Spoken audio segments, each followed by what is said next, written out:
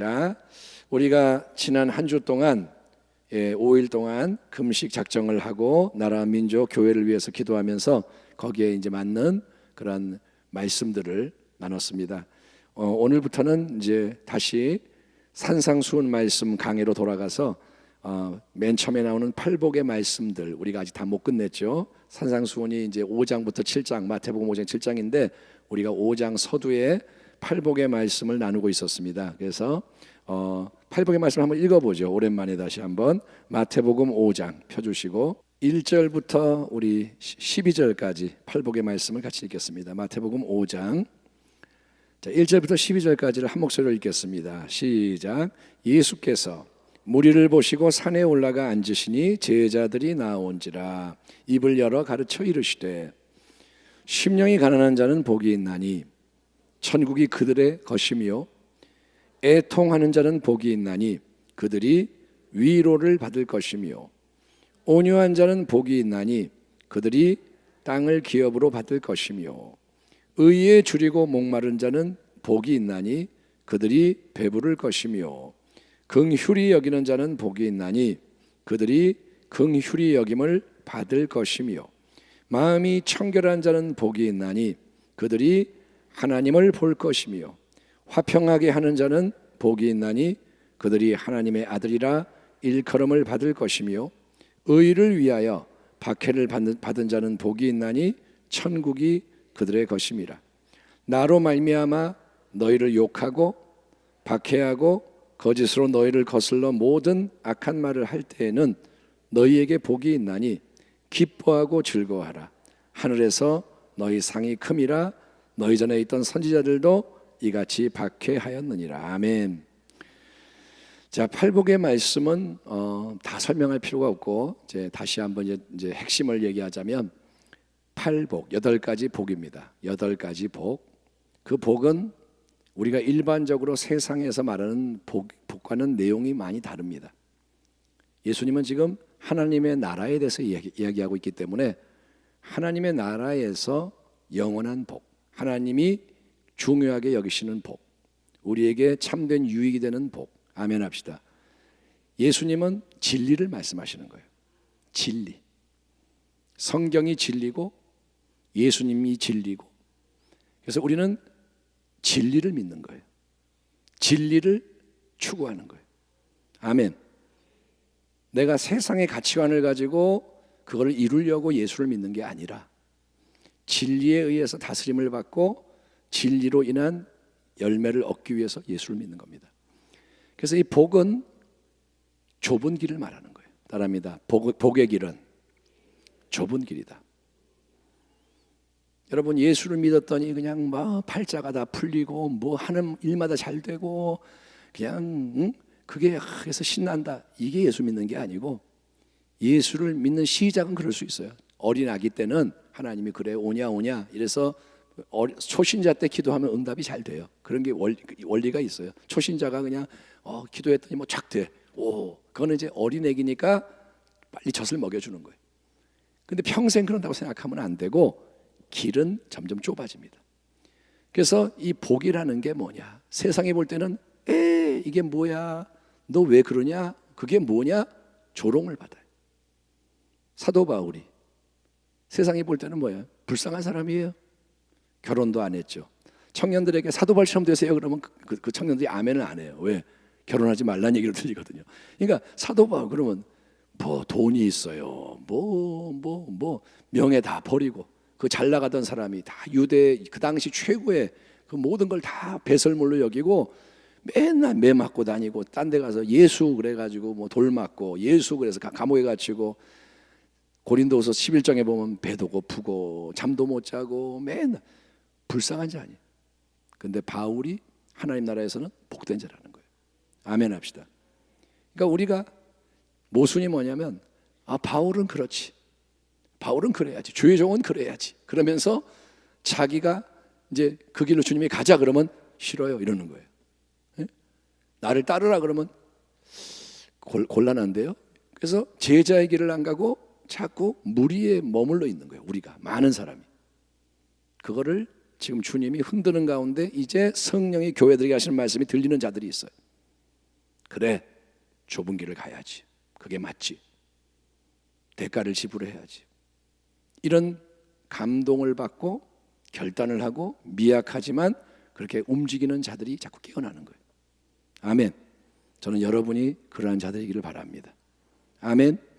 그래서 팔복은 세상에 볼 때는 좀 이상한데, 안 되는 것 같은데, 망하는 것 같은데 주님은 그게 복되다 하는 그런 내용입니다. 심령이 가난한 자 천국이 그들의 것이요, 애통하는 자 위로를 받고, 하나님의 위로를, 온유한 자 땅을 기업으로 받고, 의에 주리고 목마른 자 그들이 배부를 것이고, 하나님이 배부르게 하시고. 그리고 이제 다섯 번째 복이 뭐냐? 긍휼히 여기는 자가 받게 되는 복, 긍휼히 여김을 얻게 된다 이겁니다. 긍휼히 여기는 자는 복이 있나니 그들이 긍휼히 여김을 받을 것이며. 하나님은 긍휼이 많으세요. 아멘. 하나님은 사랑이십니다. 사랑은 긍휼이요, 사랑은 자비요, 사랑은 친절이요, 사랑은 인내요. 사랑에 대해서 고린도서 13장에서 얘기하죠. 사랑은 가만히 있는 게 아니라 오래 참고 온유하고, 무례히 행치 않고 등등. 사랑은 속성인 거예요. 움직이는 거예요. 누군가를 진짜 사랑한다면, 여러분, 누구를 진짜 사랑하면 자기를 생각하지 않아요. 그 대상을 생각하는 거예요. 그래야 안 그래요? 내가 누구를 진짜 사랑하면 나를 생각하지 않고 그걸 생각하고 밖으로 나가는 거예요. 자기를 부인하는 거예요. 내가 어려움을 당해도 사랑하는 사람은 행복해. 부모가 자녀를 사랑하는 사랑이 인간의 사랑 중에 굉장히 큰 사랑인데, 부모가 돼야 남을 먹이면서 기쁜 게 뭔지를 배우는 거예요. 부모 전에는 뭐 친구끼리도 그런 게 있지만 항상 자기가 있어요. 자기가 있어요. 남편과 아내 그 사랑은 완전하지 않습니다. 부부가 싸웠습니다. 우리 부부 말고. 그게 뭐냐? 계란 후라이를 2개 했는데 큰 거를 아내가 먹더래요. 남편이 삐졌어요. 계란 후라이 때문에 이혼을 했는지는 모르겠지만 싸울 수 있는 거예요. 그러니까 자기가 있기 때문에 큰 거를 왜 네가 먹어? 이게 나오는 거예요. 그런데 부모가 되면 자녀에게 좋은 걸 자꾸 주는 거예요. 그렇게 되더라고요. 그러니까 돈이 없는 부모가 예를 들어서 뭐 김밥 한 줄 사가지고 애가 먹으면서 니네 먹어, 아빠 엄마 안 먹어요? 나는 먹었어, 배불러. 거짓말을 하는 거, 그게 사랑인 거죠. 아멘. 그러니까 사랑은 밖으로 나가는 거예요. 그게 은혜입니다. 그게 우리 속에 넘쳐나는 게 은혜라는 거예요. 아멘. 하나님을 닮아가는 거예요. 그래서 하나님은 긍휼이 무한하신 거예요. 그래서 하나님의 긍휼이 무한하셔서 우리가 그 긍휼을 받아야 되고, 그 다음에 그게 끝이 아니라 긍휼을 받은 우리가 아버지의 마음인 긍휼을 배워서 채워서 우리도 남에게 긍휼을 베풀어야 한다는 겁니다. 흘러가야 한다. 따라합니다. 은혜는 흘러가야 한다. 은혜를 받고 할렐루야 감사합니다, 주님 감사해요, 여기까지 온 게 은혜입니다 해야 하지만 그거는 기본이고, 거기서 끝나는 게 아니라 은혜입니다, 은혜가 흘러갑니다, 이렇게 돼야 되는 거예요. 아멘. 물질을 받았어요, 물질이 흘러가야 돼요. 지식을 주셨어요, 나눠줘야 되는 거예요. 한동대 섬겼던 우리 총장님이 옛날에 한 말이, 배워서 남 줘라. 배워서 남을 주라는 거예요. 내가 배워서 똑똑해, 자기를 엘리트가 되지 말고 리더가 되라는 거예요. 엘리트는 자기밖에 모르는 게 엘리트고, 리더는 데리고 가는 사람이에요. 아멘. 엘리트는 자기가 산을 혼자 넘어가는 사람이에요. 먼저 샥 봤지, 내가 엘리트야. 리더는 데리고 가는 거예요. 그래서 힘든 거예요. 긍휼을 받았으니 긍휼을 베풀어라. 예수님은 누구에게 긍휼을 베풀어라 이렇게 대상을 제한하지 않으셨다고 했죠. 긍휼히 여기는 자, 긍휼히 여겨라. 최대한 많은 사람에게 은혜가 더 넘치는 만큼 긍휼을 베풀라는 거예요. 아멘. 처음에는 내 가족밖에 모르다가 이제는 남이 좀 보이는 거예요. 옆집이 보여요. 그래? 우리 옆집 좀 나눠줄까? 근데 그걸로 끝나는 게 아니라 그러면 또 저기 노숙자도 있네? 그 다음에 저기 또 누가 눈에 들어오네? 그래가지고 더 이 영역이 확장되는 거예요. 세상 모든 사람에게 다 할 수는 없어요, 내가. 그러나 마음에 자꾸 들어오는 그 사람들에게 긍휼을 베푸는 거예요. 아멘. 오른손이 한 일을 왼손이 모르게 하라 해서 제가 말하지 않겠지만 제가 오늘 착한 일을 하나 했습니다. 길거리를 지나가다가 얘기를 하고 싶은 충동이 막 올라오는데 안 하겠습니다. 큰 거는 아닙니다. 근데 갈등을 했어요. 이거를 내가 꼭 해야 되나? 이게 저 사람도 좀 민망할 수 있는데, 그런데 감동이 왔기 때문에 가다가 돌아가서 했어요. 그러니까 그게 뭐냐면 우리는 자꾸 이제 작은 일부터 해야 되는 거예요. 아멘. 예, 그냥 지나가다가 마음에 왔어. 그러면 기도해 보고 순종하는 거예요. 그런 식으로 자꾸 영역을 넓혀가야 돼요. 선한 사마리아인에 대한 얘기를 했었죠. 선한 사마리아인이 사마리아 사람인데 유대인이 강도 만나 죽어가는 걸 보고 불쌍히 여겨 다가갔습니다. 진짜 희생했어요. 그러니까 지나가다가 누구를 봤는데 나하고 상관이 없고 내가 원수같이 여기는 족속일 수도 있어요. 그런데 불쌍히 여기는 마음이 올 때 행하는 게 뭐냐? 그 사람에게 이웃이 되라는 거예요. 나의 이웃이 누굽니까? 이게 아니라 저 사람에게는 누가 이웃이 되어야 하는가? 내가 이웃이 되어야 하는 거예요. 왜? 긍휼히 여기는 마음을 주셨기 때문에. 하나님이 보고 계시기 때문에. 여러분, 우리가 무지해서 그렇지, 진짜 하나님의 마음을 몰라서 그렇고 우리가 무심해서 그렇지, 이 세상 속에 긍휼히 여김이 필요한 사람이 너무도 많아요. 예? 빈곤한 자들이 너무도 많아요. 제가 우연히 유튜브 영상을 봤는데 노인들 이제 이렇게 폐지 주워서 리어카 끌고 다니시는 그런 분들 많잖아요. 요즘은 그렇게 해가지고 그거 갖다 주니까 얼마 주느냐? 한 몇천 원. 그거 해가지고 몇천 원 받는 거예요. 뭐 이제 옛날처럼 안 나온대요. 그러니까 그 노인들이 그렇게 하는 거, 그분들이 이제 하시는 게 좋을 수도 있죠. 뭐 그냥 가만히 있는 것보다는. 그런데 어쨌든 그런 문제에 대해서 우리가 이제 눈을 뜨게 되고, 그래? 그러면 이제 마음이 가는 거죠. 모든 사람을 도와줄 수는 없지만 노인도 계시고 불쌍한 사람이, 독거 노인들, 학대받는 여자들, 가정폭력 많아요. 성도 중에도 가정폭력이 있어요. 네? 그리고 불쌍한 아이들 때 정말 잘해야 돼요. 오늘 어떤 얘기를 들었는데 어릴 때 교회를 나갔는데 교회를 안 나가요. 어른이 돼서 남자가. 이유가 뭐냐? 어렸을 때 교회를 잘 다녔는데, 야, 너는 평소에 안 나오다가 크리스마스 때만 먹을 거 주니까 오냐? 교역자가 그랬대요. 근데 그거는 제가 볼 때는 비난이 아니라 이제 장난을 한 거였어요. 그런 것 같아요. 에이, 그 이놈 맨날 먹을 거 주니까 오냐? 하하하. 근데 걔는 그것 때문에 상처를 입어서 교회를 안 나오는 거예요. 그러니까 이 어릴 때의 상처들, 이런 거에 대해서 우리가 민감해야 되고, 아멘 합시다.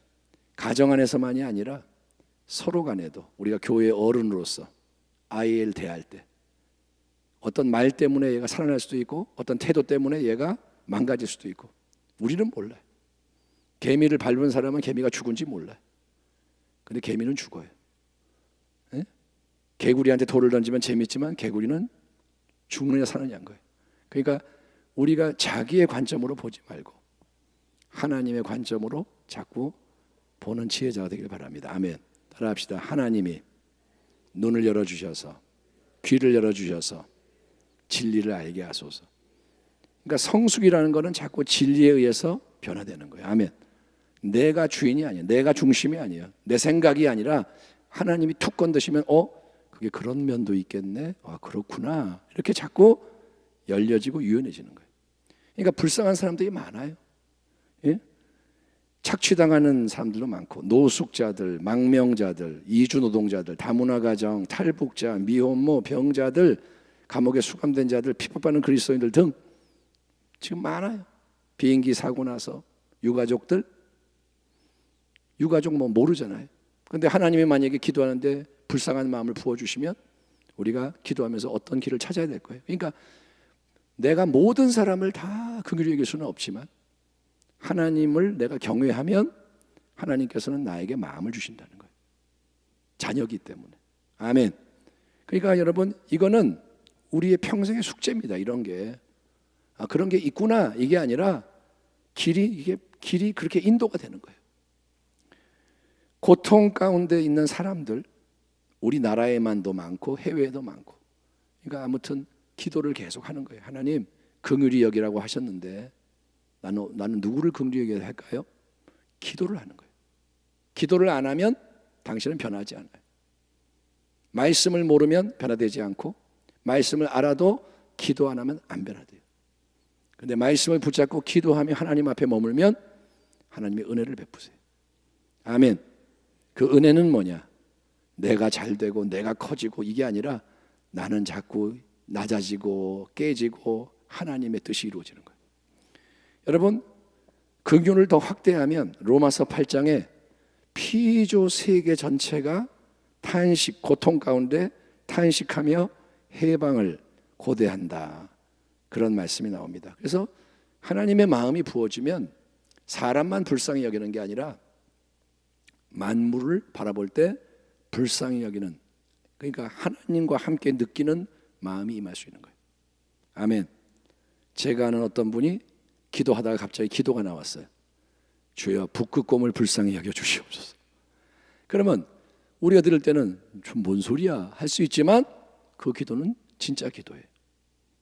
하나님이 북극곰을 불쌍히 여기시거든요. 빙하가 녹고 있고 걔네들이 먹지 못해서 막 그냥 이상해지고, 하나님은 북극곰도 불쌍히 여기시고 파괴되는 생태계를 불쌍히 여기시고 미물도 하나님이 보고 계세요. 아멘. 하나님하고 같이 산다는 것은 그러니까 굉장히 신비한 그런 관계입니다. 하나님하고 같이 마음을 맞추고, 예수님이 그러셨잖아요. 아버지, 오늘은 뭐 해야 돼요? 오늘은 이렇게 해라.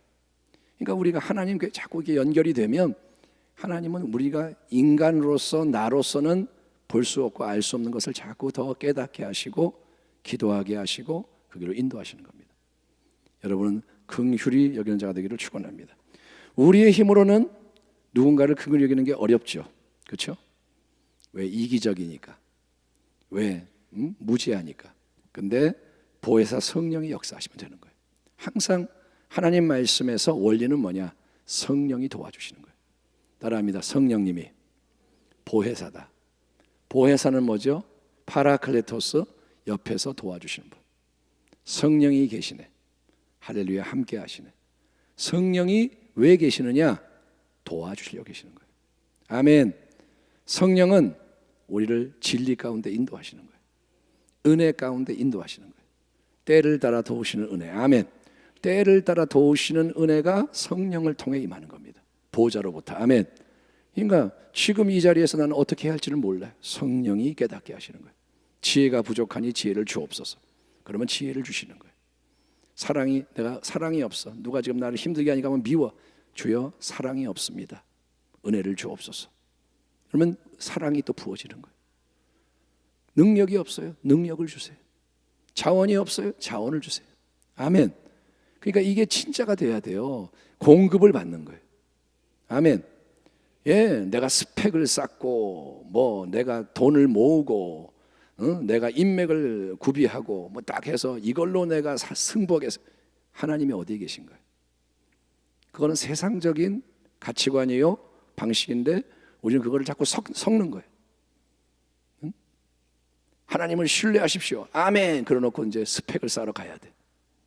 물론 하나님이 그걸 해라 그러면 하는 거예요. 기도하고 하라는 거예요. 뭘 할 때 하나님의 뜻을 구하고 하라는 거예요. 아멘. 그러니까 스펙을 쌓으면 안 돼, 이게 아니에요. 하나님이 어떤 분야에 그걸 시킬 수 있어요. 근데 하나님께 여쭤보고 인도받아 하라는 거예요. 아멘. 원리는 뭐냐? 인도를 받으라는 거예요. 성령이 우리를 도와주십니다. 그래서 성령의 열매 가운데 결국 뭐가 있느냐? 긍휼, 자비가 있는 거예요. 갈라디아서 5장에 성령의 열매가 있죠. 한번 해볼까요? 사랑, 그다음에 뭐예요? 희락, 기쁨. 그다음에 저를 자꾸 이렇게 쳐다보시는데 화평 아시잖아요. 사랑이라고 화평, 오래 참음, 자비. 자비가 이제 긍휼인 거예요. 자비, 양선, 충성, 온유, 절제. 그래서 자비가 뭐냐? 긍휼.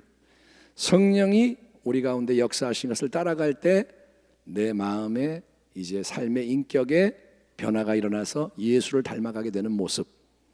그것은 하나의 열매인데 그것은 결국 사랑의 속성이라 할 수 있고 거기에 자비가 있습니다. 긍휼. 이거는 자연적인 친절과 비교할 수 없는 깊은 것이요 뛰어난 것인 거예요. 자연적으로도 친절이 있어요. 사람마다 성향이 있는데 친절한 사람이 있어요. 싹싹하고 친절하고 남에게 자꾸 다가가고. 근데 그런 자연적인 그냥 내 성품이 아니라 성령의 역사는 항상 더 깊은 거예요.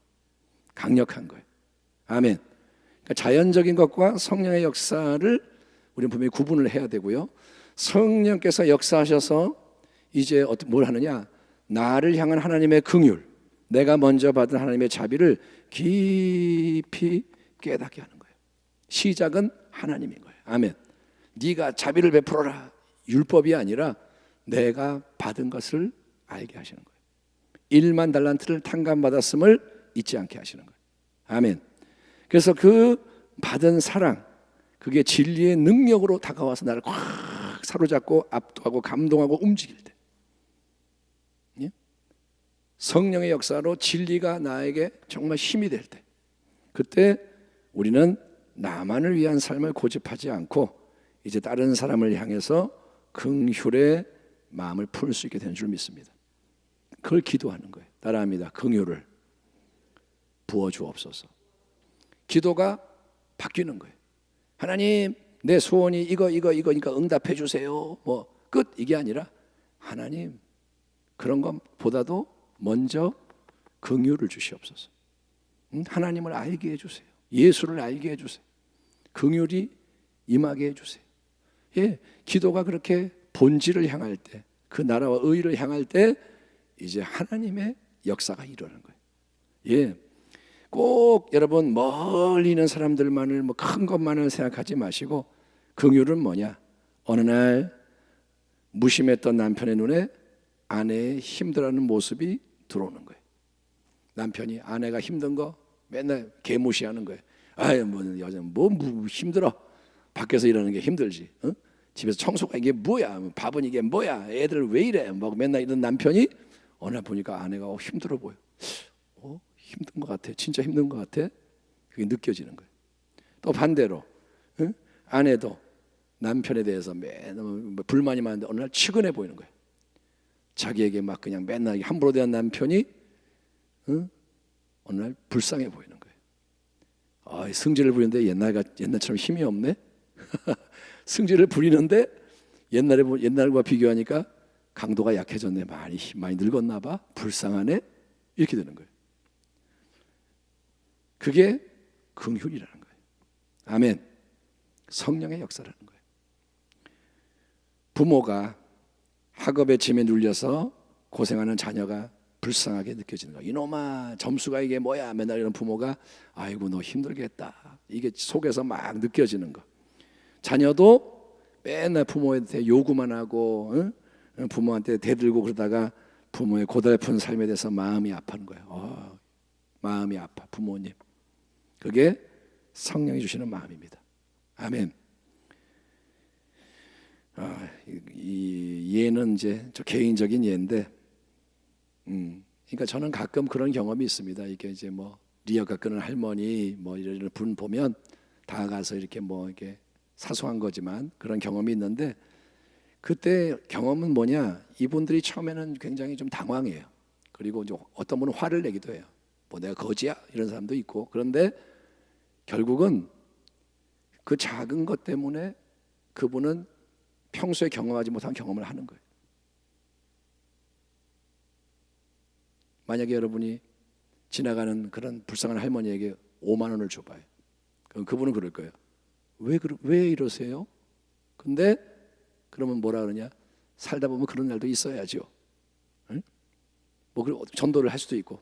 근데 그 사람은 시간이 지나도 그게 기억이 되는 거예요. 작은 거지만 그 사람의 인생에는 굉장히 큰 어떤 경험인 거죠. 그래서 어떤 분이 가난한 어떤 아이들을 데리고 와서 뭐라 하냐, 이렇게 했대요. 오늘 사고 싶은 거 다 사. 한번 사고 싶은 거 다 사봐. 얘들이 사탕 하나 짓고 가만히 있는 거예요. 더 사. 얘들이 또 하나 짓고 눈치를 봐. 사고 싶은 거 다 사봐. 그러니까 그게 과연 뭐 그 사람들의 인생을 바꿀지는 모르겠지만, 그러면서 이분이 하는 말이, 한번 그런 경험도 해봐야지. 그러니까 여러분께서 하나님 주시는 마음이 있다면 그 마음을 가지고 따라가길 바랍니다. 아멘. 자기만을 생각하지 말고. 사랑은 밖으로 나가는 거예요. 그래서 여러분이 진짜 사랑하는 자가 되면 자기에 대해서는 생각할 시간이 없어요.